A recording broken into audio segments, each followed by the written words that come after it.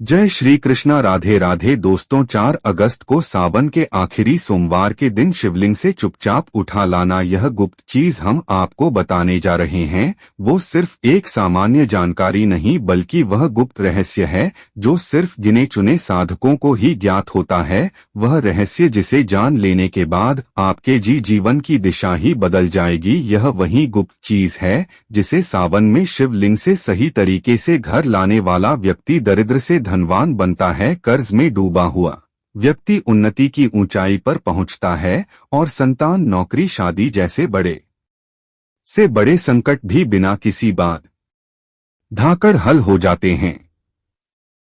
कई लोग तो इसे आजमा चुके हैं और उनकी जिंदगी चमत्कारिक ढंग से बदल चुकी है। अब यह मौका आपके पास है, बस जरा धैर्य रखिए, आंखें और कान खोलकर सुन लें, क्योंकि आगे हम आपको बताने जा रहे हैं वह 5 गुप्त रहस्य जो अगर आपने सावन सोमवार को शिवलिंग से लेकर अपने घर में सही स्थान पर रख दिए तो आपका भाग्य खुद आपको बुलाने लगेगा।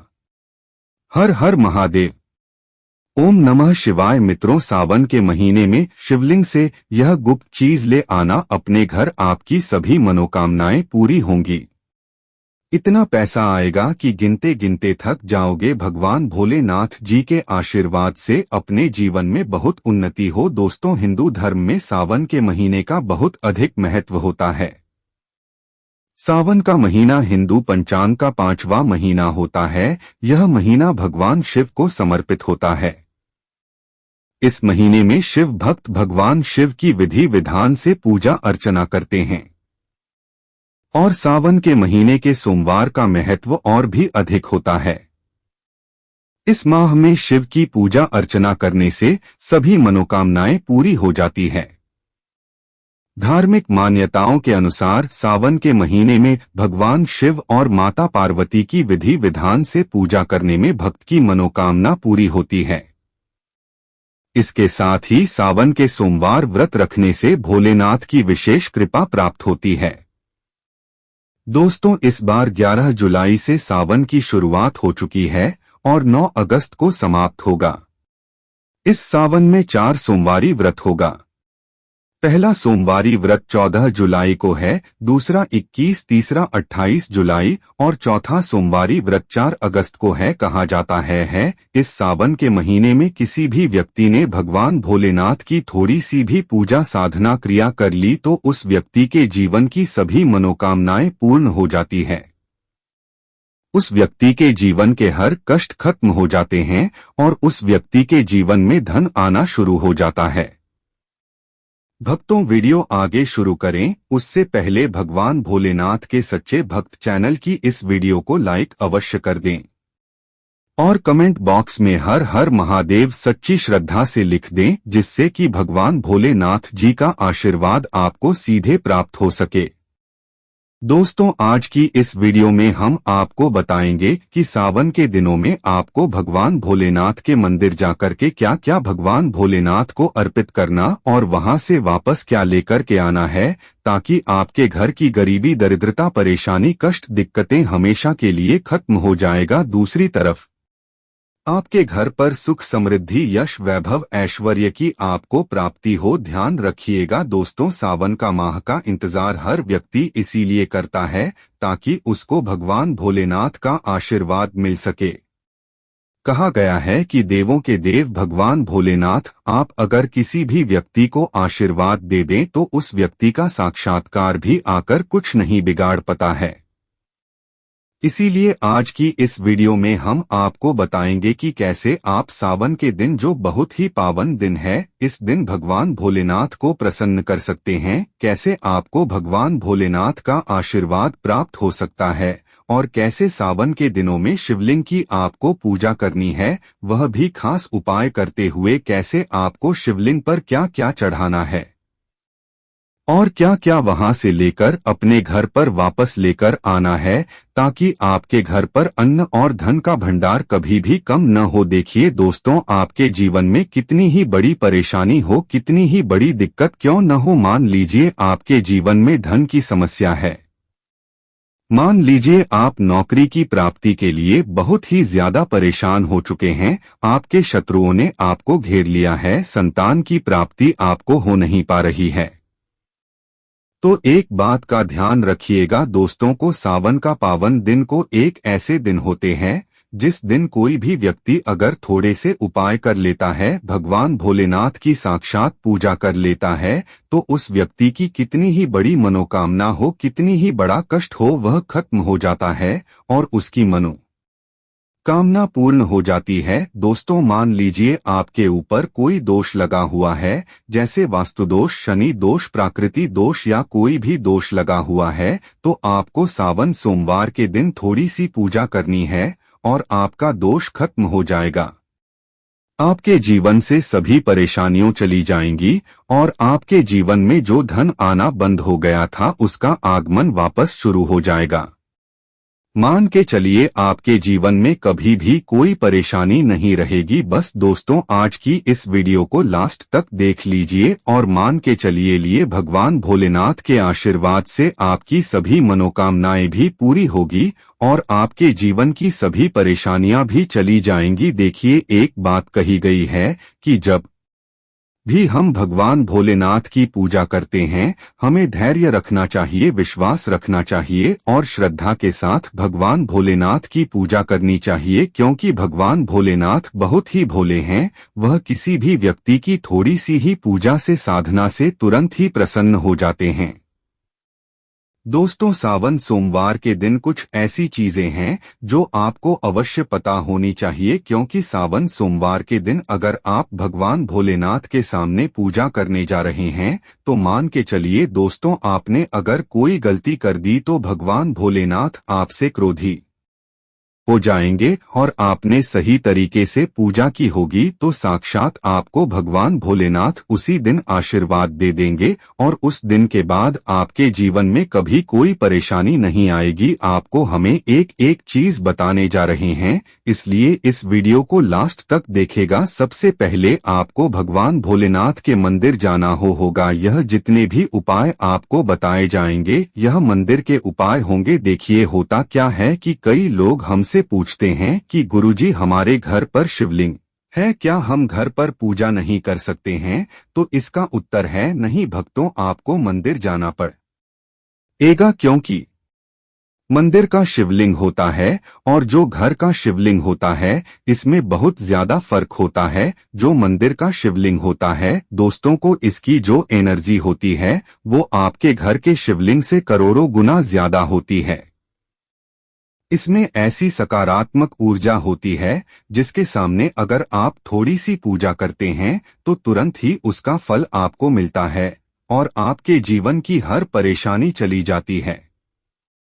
तो आपको जितने भी आज उपाय बताए जा रहे हैं आपके जीवन की परेशानी को खत्म करने के लिए, आपकी मनोकामना पूर्ति के लिए, उस उपाय के लिए तो आपको मंदिर जाना पड़ेगा।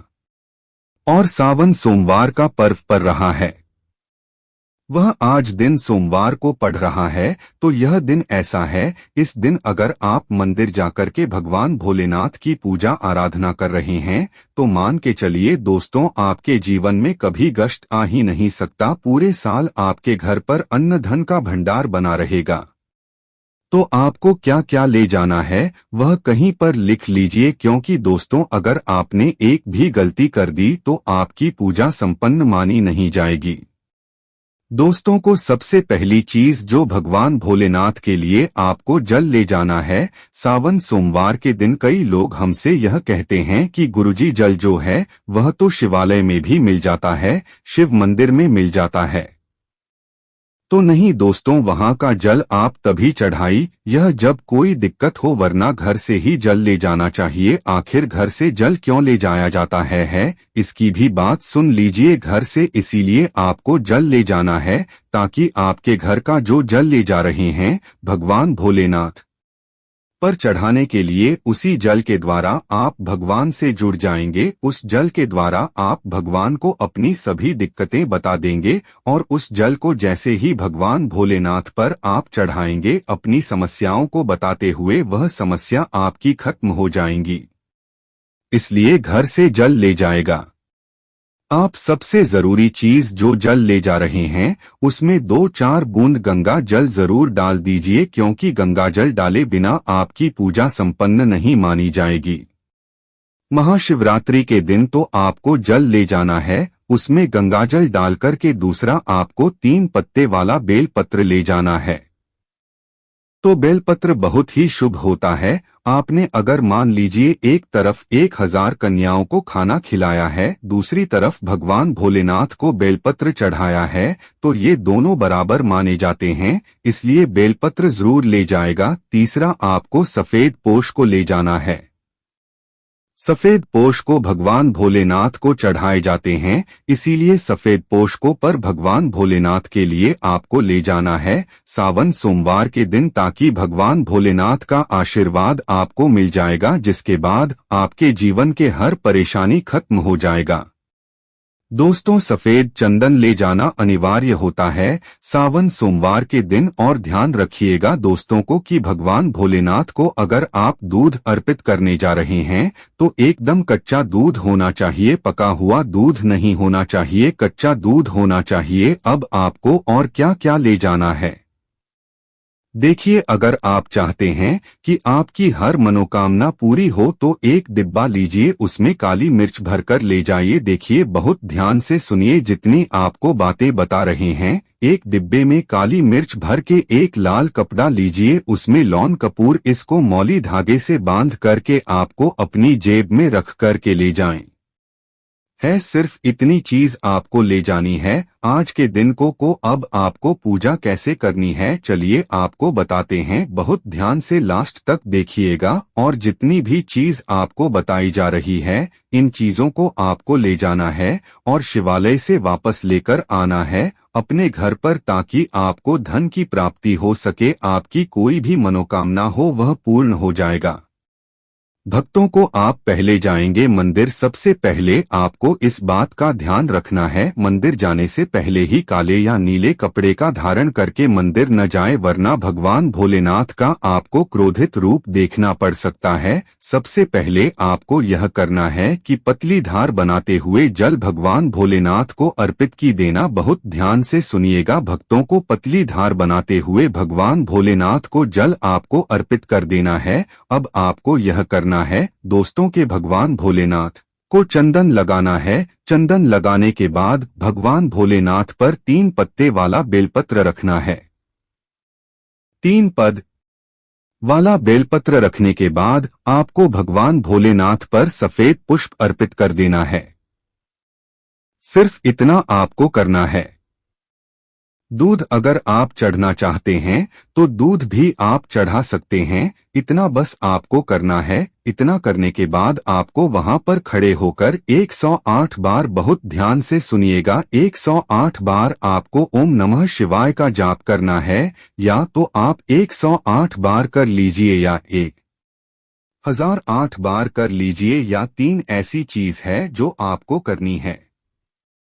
इतना करना है। अब आपको क्या करना है, एक डिब्बा जो काली मिर्च का आप ले गए हैं, उस काली मिर्च के डिब्बे को आपको शिवालय के जो गिरता हुआ शिव धारा है, जो शिवलिंग से वहां पर पानी गिर रहा है, उसी शिव हरि के पानी से आपको छू आना है और अपनी जेब में वापस रख लेना है। या जो लाल पोटली आप ले गए हैं बंद करके लौंग की, इसको भी छुआ आना है, वापस रख लेना है। अब आपको क्या करना है, जिस लोटे में पानी ले गए थे या जिस लोटे में भी आप दूध ले गए थे, उसमें आपको क्या करना है, आपको जो भगवान भोलेनाथ का पानी वहां पर गिर रहा है, भक्तों ध्यान रखिएगा, शिवलिंग की जो पानी नीचे गिर रहा है उसी पानी का थोड़ा सा पानी अपने लोटे में ले लेना है। कि का जो आपने लोटे में पानी भरकर ले गए हैं वह पानी वापस बचाना नहीं है, वह तो पूरा आपको भगवान भोलेनाथ को अर्पित कर देना। जो शिवलिंग से पानी गिर रहा है उस पानी को आप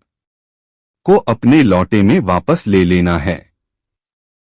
भक्तों मान लीजिए, आप यह सोच रहे होंगे कि कई लोग वहां पर पानी चढ़ा रहे हैं, तो इस बात की आप चिंता न करें, क्योंकि भगवान भोलेनाथ के शिवलिंग पर जब भी पानी चढ़ाया जाता है वह अमृत बन जाता है। कहा जाता है कई देवी देवता शिवलिंग के पास अदृश्य रूप में खड़े होते हैं ताकि शिवलिंग से गिर रहा पानी वह धारण कर सके, इतना पवित्र होता है शिवलिंग से गिरता हुआ पानी। तो शिवलिंग से गिरता हुआ पानी को आपको अपने लोटे में ले लेना, ना सिर्फ थोड़ी सी बूंदे ले लेनी है। अब आपको क्या करना है, आपको घर वापस आना है। जो आपने लोटे में पानी लिया है, भक्तों को घर पर आते ही घर के लोग जो हैं आपके, उनके ऊपर थोड़ा थोड़ा पानी छिड़क देना है। घर के हर कोने में पानी छिड़क देना है। घर के मुख्य द्वार पर पानी छिड़क देने, न सिर्फ इतना आपको करना है, इतना आपने कर दिया गया। अब मान लीजिए पूरे साल आपके घर पर नकारात्मक शक्तियां नहीं आ पाएंगी, आपके घर पर कोई काला जादू काली विद्या करवाने की कोशिश करेगा तो वो आपके घर पर नहीं कर पाएंगे। इससे आपके घर से नकारात्मक शक्तियां चली जाएंगी और सकारात्मक ऊर्जा आ जाएगी। यह जो अब काली मिर्च का भगवान भोलेनाथ जी के शिवलिंग से छुआ कर लाए हैं, इसको पूजा घर में रखे। यह जो काली मिर्च का डब्बा है आपके पास, इसे कभी भी आप किसी शुभ कार्य के लिए निकले में, जैसे मान लीजिए आप बिजनेस मीटिंग के लिए जा रहे हैं, नौकरी की प्राप्ति के लिए जा रहे हैं, काली मिर्च घर के मुख्य द्वार से पहले रख के उसको कुचलते हुए निकालिए। मान के चलिए आपके काम में जो भी बाधा आने वाली होंगी वह बाधाएं भगवान भोलेनाथ के आशीर्वाद से अपने आप है हट जाएंगी और आप जिस कार्य के लिए भी जाएंगे उस कार्य में आपको सफलता मिलेगी। दोस्तों, तो भगवान भोलेनाथ का यहाँ पर आपको साक्षात आशीर्वाद मिलेगा सावन सोमवार के दिन, और आपके जीवन से हर परेशानी चली जाएगी। सावन सोमवार की रात आप अपनी सभी प्रकार के बुरी अनिष्ट शक्तियों से छुटकारा पा सकते हैं। जो लोग भोलेनाथ माता पार्वती की पूजा करना चाहते हैं वो इस दिन अपने घर पर पारद शिवलिंग रख लीजिए, अभिमंत्रित होना चाहिए। जो भी शिवलिंग आप रखे अच्छे से उनको मंत्रों द्वारा भी अभिमंत्रित करके रखें। स्फटिक हो, नर्मदेश्वर शिवलिंग हो, कोई भी रखिए, अच्छे से उनको भोलेनाथ को अपने घर पर ही पूजन कीजिए। एक लोटा जल चढ़ाकर, क्योंकि मंदिरों में बहुत भीड़ भाड़ होती है और सावन सोमवार पर यही भीड़ का नजारा बहुत ही खूबसूरत लगता है। कोने कोने में शिव भक्त है। अगर आप मंदिर में नहीं जा सके या ठीक से जल नहीं चढ़ पाए तो घर में ही शांति से आप पूजन करें। गन्ने का रस हुआ, पंचामृत हुआ, इससे आप इस दिन भोलेनाथ का अभिषेक कीजिए। दूध दही घी शहद शक्कर पंचामृत बनाकर के अभिषेक कीजिए। दोस्तों, तो फिर भोलेनाथ का श्रृंगार कीजिए, चंदन चढ़ाई भाई, अक्षत चढ़ाई, जनेऊ अर्पित कीजिए।